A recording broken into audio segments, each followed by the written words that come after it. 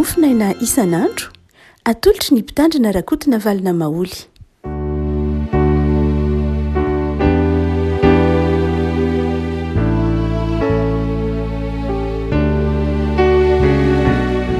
Fany marabatsika afaka malalatra ity alarobia voalohany volana febroary ity ny mofinaina voalahatra otsika anio dia ny salamo fa 700 salamo fa 700 andiny fa 500 ka hatramin'ny faha 200 salamo fa 700 andiny fa 500 ka hatramin'ny faha 200 amin'ny lalan'i Jesosy.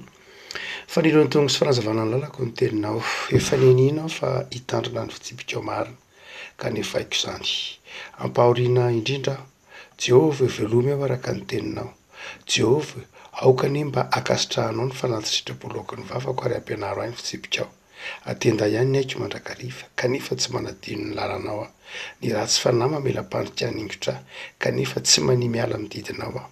Efa noraisiko lovako mandrakizay ny teny vavolombelonao satria fifalian'ny foko izany. Apetrako ny foko ankatony didinao mandrakizay hatramin'ny farany. Ray masonao manamasinana ny fahamarinana ny teninao. Ny fahamarinana. Amen. Fanilony tongotro sy fanazavana ny lalako ny teninao. Ity volana febroary ity afaka malala ny mofinaina voalahatra antsika dia miopana amin'ny hoe ny fahefan'ny tenin'Andriamanitra. Ny fahefan'ny tenin'Andriamanitra.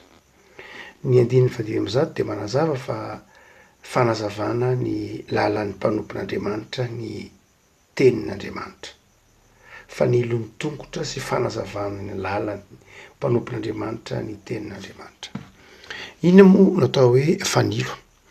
Ny hoe fanilo dia ilay fitaovana ampiasaina mba hanazava ao anatin'ny aizina, mba fitaovana ampiasaina mba hitsilo ny lalana ao anatin'ny aizina. Ary ny fanilo no ahafahan'ny olona mahafantatra hoe ity ny lalana ka tokony andehanana. Ny tongotra kosa mazava azy averimbery mpanao salamo dia tsy afaka akory fa ny tongotra no fitaovana hoentintsika mamindra, ny tongotra no fitaovana hoentintsika mifindra toerana, ny tongotra no fitaovana ahafahantsika mandehandeha manao izay zavatra izay tokony atao mihitsy. Ny tongotra izany dia ragalona moa miteny Hebreo dia milaza lay fitaovana hoenty miasa, hoenty mandehandeha, hoenty manompo. Ary dia hoy mpanao salamo hoe fanilony tongotro sy fanazavana ny lalako ny teninao.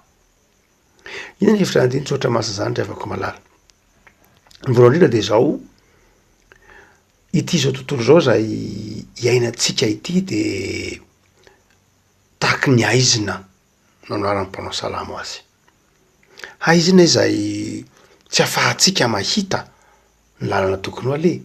Tsy ahafahantsika mahafantatra hoe izao ny tokony atao na izatsy no tsy tokony atao. Dia ny anjara toeran'ny tenin'Andriamanitra dia izao manazava ny tongotrontsika izy. Izany hoe manazava ny lalantsika izy. Mba ahafahantsika mahafantatra ny tokony atao sy ny tokony aleha. Mahatonga antsika tsy enjera, tsy haratra, tsy ho tsy lavaka. Ny fiainana aty amin'izao tontolo izao dia efa nambaran'i Jesosy hoe aty amin'izao tontolo izao dia ahitana zavatsarotra maro isan-karazany. Ary izay mihitsy no asehon'ity mpanao salamo ity no hoe ny zavatra ataontsika isan'andro dia ahitana zavatra sarotra isan-karazany. Betsaka ny zavatra tsy ampoizina mety mitranga amin'ny fiainana. Betsaka ny fandrika isan-karazany izay mety ho hitantsika ny ampandehanana eny. Dia hoy mpanao salamo hoe ny tenin'Andriamanitra no fanilony tongotra sy fanazavana ny lalana. Eto izany ilay mpanao salamo rehefa koa dia manome toerana mihitsy ny tenin'Andriamanitra. Manome toerana mihitsy ny tenin'Andriamanitra. Raha toa ka hazava itsika raha amin'ny andiny vitsivitsy andiny 500 ka hatramin'ny 220 dia inona no ateraky ny tenin'Andriamanitra eo amin'ny fiainantsika ka mahatonga azy ny teny minay tena fanilony tongotro mihitsy sy fanazavana ny lalako ny teninao. Voalohany dia izao, ny olona dia mety ampahoriana. Andiny fa 700.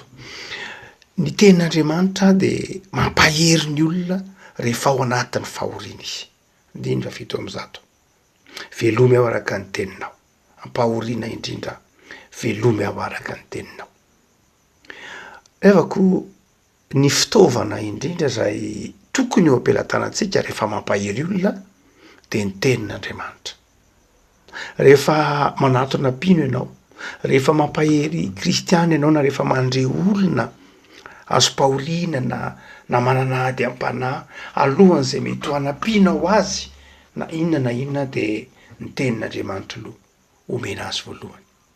Soratra masina le tsy voatery soratra masina ho hainao tsenjery hoe andiny ka hitanisa hoe boky zao toko fahazao ny andininy fahazao fa le votoatiny le tenin'Andriamanitra. Zany de fitaovana manaisitra atsika ao anatin'ny fahoriana mampahery atsika ny tenin'Andriamanitra. Fanilo ny tongo sy fanazavantsika lalantsika ny tenin'Andriamanitra rehefa ao anatin'ny fahoriana isika. Rehefa ao anatin'ny fahoriana masy de ndraindray mety ho mamoy fo, ndraindray mety ho kivy. Rehefa ao anatin'ny zavatsarotra de mety ho kivy, mety mivery ny lalana, mety menjera, mety miteniteny foana mihitsy ara ndraindray. Dia izay mahatonga ny mpanao salamo hoe tena ao anatin'ny fahoriana izay haizy ny fahoriana, haizy ny zavatsarotra zay de zao manazava ny lalantsika ny tenin'Andriamanitra. Tenin'Andriamanitra no mampahafantatra atsika ny dikany ny fahoriana nanovantsika iny, ny fetrany ny fahoriana nanovantsika iny, ny akon'iny eo amin'ny fiainantsika koa azy. No zany de hotsika hoe rehefa ao anatin'ny fahoriana isika de miaina mamaky mino ny tenin'Andriamanitra. Kanefa koa rehefa ao anatin'ny fahoriana ny namantsika de ampahirezintsika voalohany amin'ny tenin'Andriamanitra izy.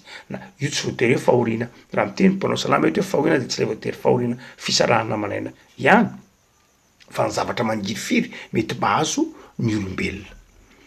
Fa ny faharoa zay ambaran'ny mpanao salama no hoe inona koa nefa fanilony tongotra sy fanazavana ny lalantsika ny tenin'Andriamanitra raha oviana de izao re afaka malala amin'ny fiainantsika miaina manao zavatra isan'andro.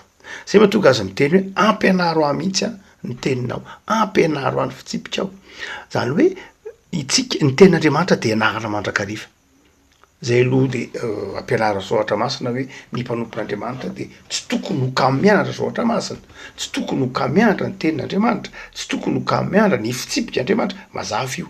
Salamo 1:20. Fa izao ino moa ny antony naratsika an'le tenin'Andriamanitra ka mahatonga mpanao salama ampianaro amihitsy ny didinao ny fitsipikao ny teninao? Tsotra le avako malala satria ny tenin'Andriamanitra no nahariana izao rehetra zao. Izao zavatra tazanao rehetra zao zany de tamin'ny alalan'ny tenin'Andriamanitra. Any anatin'izao miafinao anatin'ny tenin'Andriamanitra zany na marimarina kokoa izao zavatra hitanao maso rehetra de nateraky ny tenin'Andriamanitra. Ka mba hahatonga anao ahafantatra, mba hahatonga anao ahafantatra ny manodidina anao, manampy anao ahafantatra ny manodidina anao ny fahatakaranao ny tenin'Andriamanitra. Tenin'Andriamanitra zany de mahatonga anao mahafantatra ny dikany zavatra mitranga. Mahatonga anao manana fahaiza manavaka, discernement. Io angeny mahatonga ny antsoina hoe olon-kendo mahay manavaka. Ny fahendrena de hoe olona mahay manavaka. Mahay manavaka n'inona moa? Mahay manavaka ny ratsy sy ny tsara, mahay manavaka ny tokony atao sy ny tsy tokony atao, mahay manavaka ny mety sy ny tsy mety. Izay fahaiza manavaka zay nefany dia ny asan'ny tenin'Andriamanitra, asan'ny tenin'Andriamanitra. Ary zay no mahatonga le mpanao salama eto manao hoe ampianaro ahy isan'andro zany satria isan'andro de miaina, mivelona, miasa.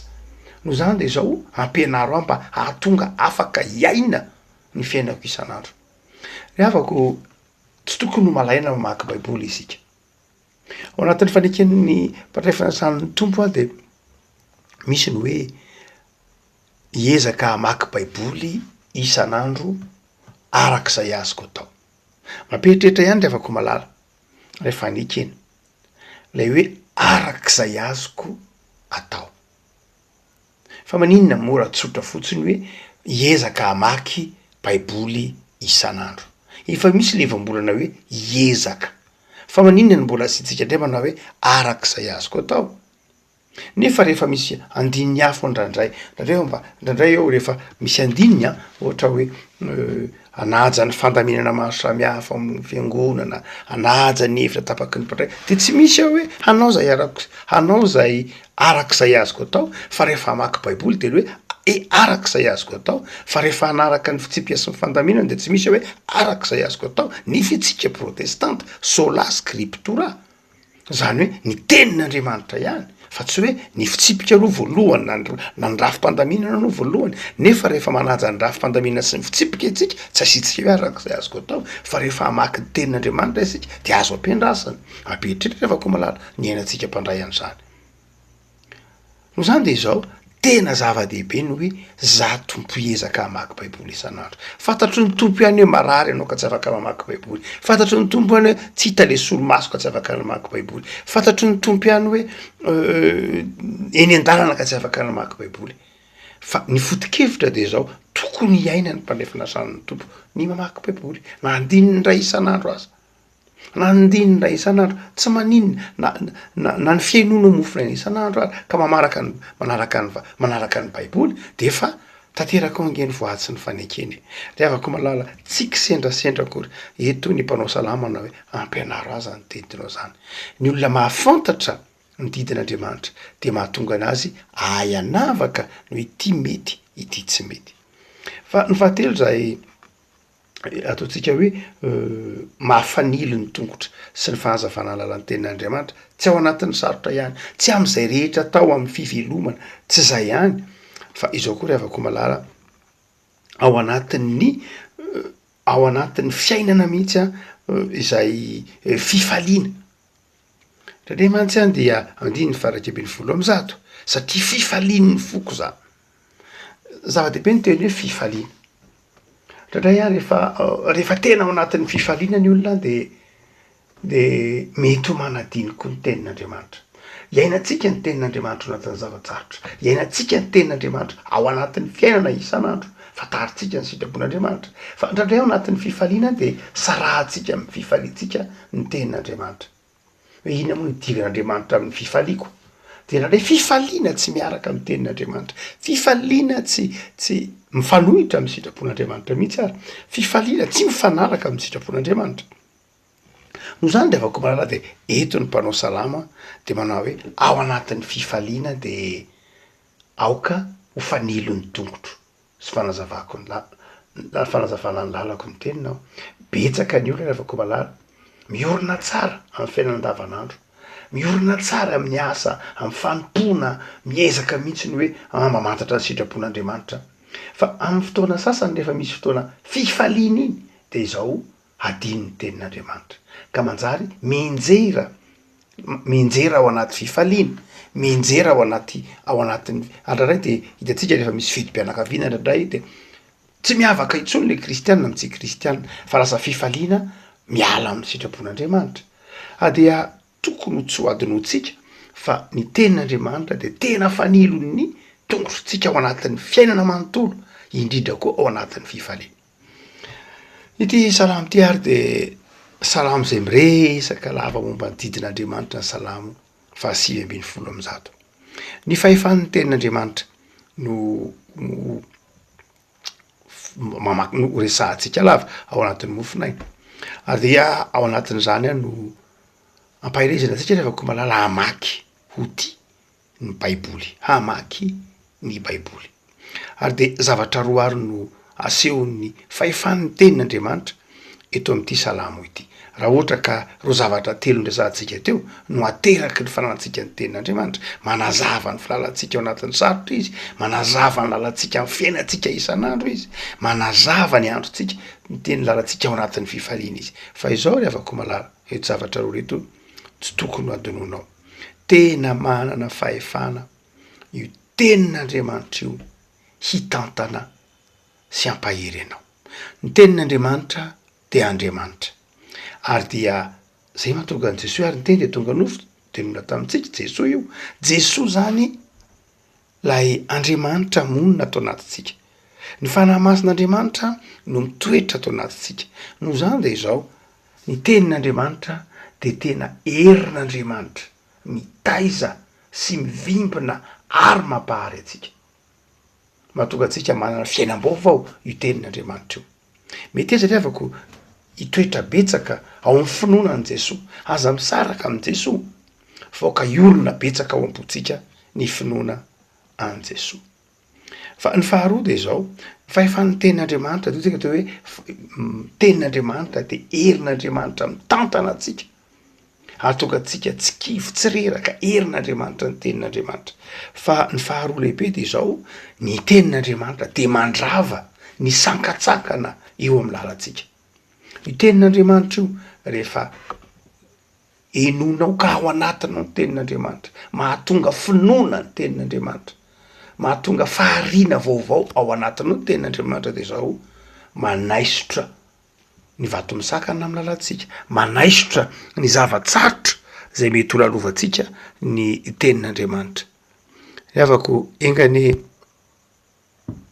iorona mivadokina ny tenin'andriamanitra ianao ary izany herin'andriamanitra zany tenin'andriamanitra zany de mandrava ny asan'ny maizina mandrava ny fakapanahy maro isan-karazany sy manoloanao aza tonoana fa raha nalaina fanahy Jesoa Luka 5 de zao ny tenin'andriamanitra no nampiasaina ny tenin'andriamanitra netiny nampitresy ny fakapanahy netiny nandrava ny fandripatriky ny ratsy no zany revako malala tsy hoe tenin'andriamanitra atao tsenjery ihany ny ahiny fa le tenin'andriamanitra miteraka finoana ao anaty engany revako malala iainanao ty tenin'ny mpanao salamy ty hoe fanilo ny tongo sy fanazavana ny lalako ny teninao zany hoe fiainako ny teninao hitako ny lalako fantatro ny tokony ataoko tsy minjera ao anatin'ny aizina andeha am'izay rehetra ny rahanao satria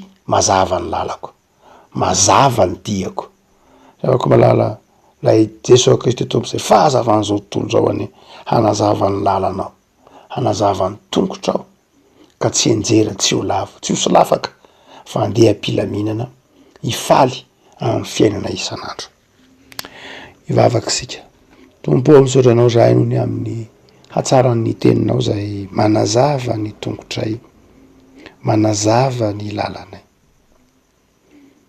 very ty am'izao tontolo zao zay tompo ratsy eo ny teninao dia aoka ny teninao ho marina amin'ny fiainanay hanazavanay hahafantaranay ny tenanay hahafantaranay anao Andriamanitra ary hahafantaranay koa ny sitraponao amindreo fo zahay Andriamanitra amin'ny alalan'i Jesosy zanakao ka ampitoera ty anatinay ny fitsipikao izay mitaizanay manitsy anay ao anatin'ny fahoriana de ny teninao ho mpampahiry anay ao amin'ny fiainanay andavanandro de ny teninao ho mpampianatra anay ao anatin'ny fifaliana de ny teninao ho fefy ho anay de jereo tompo ny fiainanay isan'andro ny tanindrazanay ny fiangonanao zay misy anay ny asanay ny ankohonay sy ny fianakavianay rakofy ny fahamasina ny teninao de ny teninao zay fahamarinana dia ho voatory eto amin'ny nosinay any tompo ny teninao hanova izao tontolo izao tontolo misy anay izao fa fahefany ny teninao ny mahary fahefany ny teninao ny manova fahefany ny teninao ny mitaiza sy mitantana de amarino aminay fa mitoetra aminay ny teninao noho Jesosy zanakao amen